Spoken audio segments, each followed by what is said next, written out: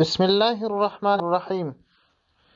یو ورور پوښتنه کړې ده، وایي کله چې یو څوک لمونځ کوي نو په ولاړه کې به دا دواړې پښې د څلورو ګوتو په اندازه لرې سره ایږدي. دغه څلور ګوتې به بندې وي او که به خلاصې وي. د دغه ورور د پوښتنې په جواب کې باید ووایم چې اصلي خبره دا ده چې په ولاړه کې یو څوک ښه خشوع، عاجزي ظاهري او باطني الله ته ښکاره کړي.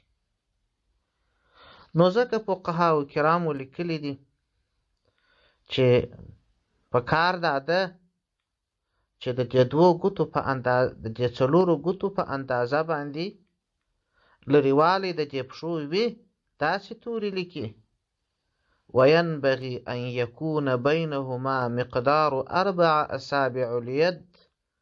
څلور د لاس ګوتې، هلته فاصله نه ده یاده کړې، څلور ګوتې یې ښولي دي. ولانه اقرب الى الخشوع، ځکه همداسې ولاړه و عاجزۍ ته ښه نږدې ده. دا خبرې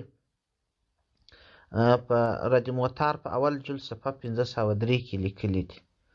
نجم الفتاوا په جلد 2 صفحه 151 کې لیکي، وایي که چیرې یو چاته تکلیف و دا څلور ګوتې، نو په هر هغه اندازه چې ښه خشوع او خضوع پکې راځي همهغسې پښې ایښول مستحب دي.